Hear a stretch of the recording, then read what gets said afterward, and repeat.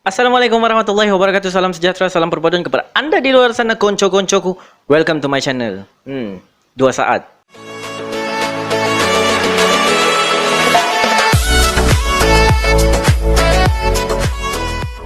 Topik isu semasa yang saya ingin bawa dengan korang semua pada hari ini amat berat bagi saya. So saya berharap dengan korang semua yang menengok video dari channel Riz Live ni menilai dengan hati yang terbuka, menonton dengan hati yang berlapang dada dan jangan berprasangka buruk. Okey, yang pastinya ambillah yang baik dan tinggalkan yang buruk di dalam channel ini, okey? Baru-baru ini kita digemparkan dengan satu TikTok challenge ataupun challenge yang berasal daripada seberang, iaitu dari Indonesia, iaitu Lati Challenge, yang merupakan satu challenge yang lebih kepada makeup artist ataupun mua-mua yang berada di Malaysia, terdiri daripada ramai kawan-kawan saya sendiri, dan saya sangat impress dengan hasil kerja mereka sebenarnya. Tetapi apa yang menjadi isu di sini adalah objektif ataupun prospektif challenge tersebut yang kita buat. Adakah dia mendatangkan kebaikan kepada kita ataupun tidak? Dan bukan dipandang dari segi sudut luaran sahaja, malah kita harus melihat dari sudut akidah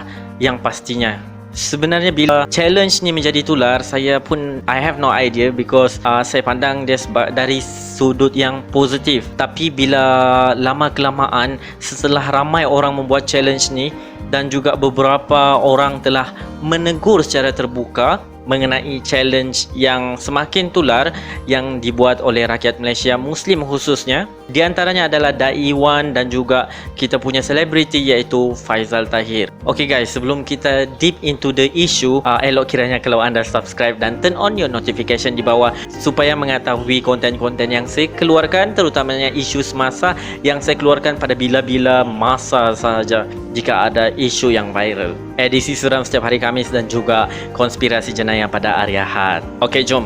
Saya akan memberitahu anda semua dahulu mengenai pengenalan ataupun ice breaking mengenai Lati Challenge ataupun lagu Lati yang sekarang tengah viral di dalam TikTok khususnya. So, lagu bertajuk Lati ni berasal daripada negara seberang iaitu Indonesia yang telah dicipta dan diwujudkan oleh sebuah kumpulan yang bernama Weird Genius, dan mereka telah berkolaborasi dengan seorang rappers wanita iaitu Sarah yang berasal daripada Surabaya untuk menjayakan lagu Lati ni. So, Lati ni bermaksud percakapan ataupun lidah daripada bahasa Jawa kuno, dan kebanyakannya bila saya research mengenai lirik di dalam lagu Lati ni, actually dia biasa saja, tiada yang berunsur pemujaan ataupun mempersendakan agama ataupun sesuatu kepercayaan. Dianya lebih kepada kau tidak boleh lari dari kesalahan.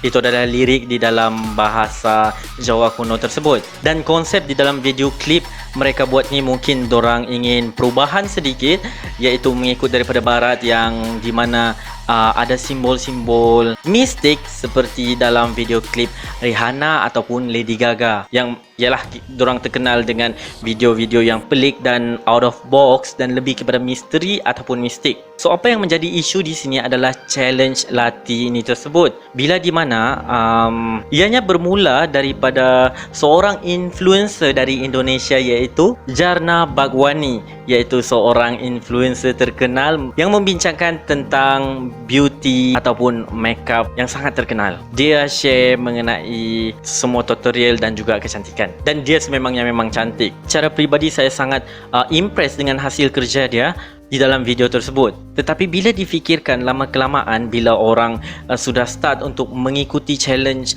Lati Challenge ni, timbul satu pertanyaan di dalam diri saya sendirilah, iaitu apa sebenarnya perspektif ataupun objektif di dalam challenge ini. Ialah kita sebagai manusia biasa khususnya di Malaysia beragama Islam, apa-apa challenge ataupun perbuatan yang kita buat, kita mesti tidak lari daripada sudut pandangan agama dan juga akidah yang berkait rapat dengan kepercayaan dan kekuatan iman kita sendiri. Dan ya, saya faham saya bukanlah seorang yang sesuai jika membincangkan mengenai akidah ataupun keagamaan, sebab saya tahu saya sendiri kurang dalam bab-bab tersebut dan saya bukanlah insan yang tepat untuk membincangkan mengenai soal akidah dan juga iman. Tetapi ya, kita sesama manusia, kita jaga kita. Manusia semua membuat kesilapan dan sebagai rakan dan juga maybe seorang individu yang mempunyai platform yang boleh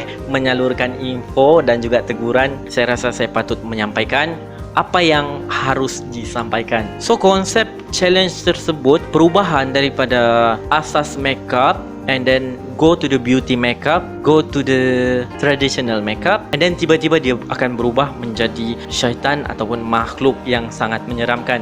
So di situ actually yang menimbulkan satu keraguan di dalam konsep challenge tersebut. Yalah, maybe ada yang cakap ini adalah platform untuk para mua ataupun beauty industry ingin mengekspreskan ataupun menunjukkan bakat mereka. Tapi guys, rasanya banyak lagi yang kita boleh buat ataupun challenge yang lagi menarik yang boleh dibuat. Seperti ada kawan-kawan mua saya yang lain yang membuat challenge makeup daripada beauty kepada orang lain yang mereka tiru dan bukanlah yang menyeramkan. Seperti saya bagi contoh-contoh di keliling saya ni. So mereka sangat kreatif dan juga mereka adalah terdiri daripada rakan-rakan saya sendiri. Okey, dari segi tarian dan budaya juga ia mempengaruhi akidah kita, di mana ialah kita penduduk Asia sememangnya terkenal dengan budaya dan juga mistik yang dikaitkan dengan tarian dan juga kepercayaan. Contohnya di Malaysia kita mempunyai budaya tarian Mak Yong yang terkenal di Kelantan, dan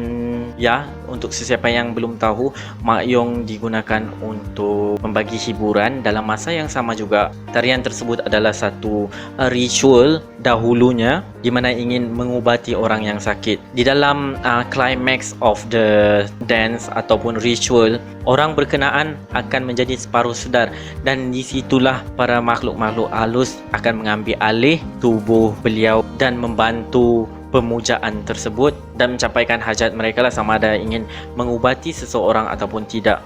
Selain daripada itu juga kita mempunyai tarian kuda kepang yang sememangnya semua orang tahu, di mana siapa yang ingin menjalankan ataupun membuat tarian kuda kepang haruslah menjalani beberapa ritual tertentu untuk mengelakkan daripada sebarang gangguan yang tidak diingini. Ya, itu adalah salah satu contoh di mana tarian kebudayaan juga mempengaruhi akidah dan juga benda tu boleh membuat ancaman kepada kita jika iman kita tidak kuat. Dan apa yang saya ingin kongsikan secara pribadi, seperti yang anda tahu, siapa yang mengikuti Riz Life channel, saya mempunyai satu subkonten iaitu edisi seram pada Khamis malam Jumaat. Dan ya, biarpun saya hanya membacakan artikel, actually di sebalik tu mungkin ramai yang tahu, bila kita menceritakan mengenai alam mistik ataupun sesuatu lembaga, automatik lembaga tersebut akan terpanggil. Jika bukan lembaga tersebut pun mungkin makhluk-makhluk lain akan terpanggil, kerana kita telah memberikan ruang ataupun menceritakan mengenai alam mereka. So apa lagi jika orang yang menyerupai makhluk-makhluk tersebut.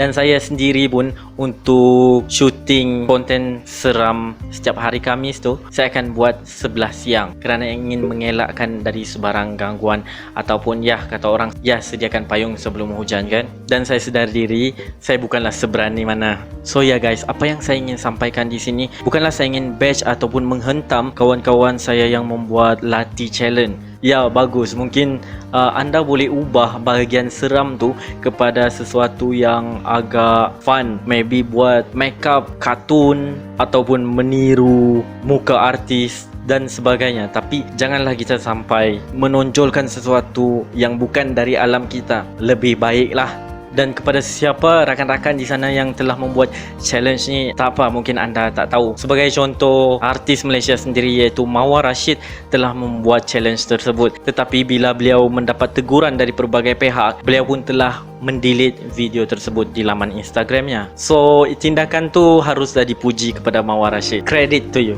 Dan apa yang boleh dipuji daripada latih challenge ni adalah sesiapa yang membuat challenge tersebut memang mempunyai daya kreativiti yang sangat tinggi. Salute to you all guys. Sebab editing, makeup, harian dan juga attitude memang sangat wow. Tapi ya, berbalik kepada apa yang saya bincangkan tadi, jika boleh elakkan, baik kita elakkan. Sekali lagi saya meminta maaf kepada penonton di luar sana jika ada yang terguris hati ataupun terasa, dan bukanlah niat saya untuk membadge macam saya cakap tadi, tapi saya ingin lebih kepada teguran dan beringat kepada diri saya juga sendiri. Dan apa pula pendapat anda di luar sana mengenai Lati Challenge? Jangan lupa komen di bawah banyak-banyak dan saya akan balas satu persatu, jangan risau. Dan jika anda mempunyai isu-isu yang ingin saya ulaskan, boleh DM saya di Instagram ataupun Facebook yang linknya saya letak di bawah. Okey, saya rasa itu saja untuk video isu semasa pada kali ini. Sehingga berjumpa lagi untuk next video. Jangan lupa untuk like, comment, share dan subscribe Riz Life channel. Bye, Assalamualaikum. Hantam memang.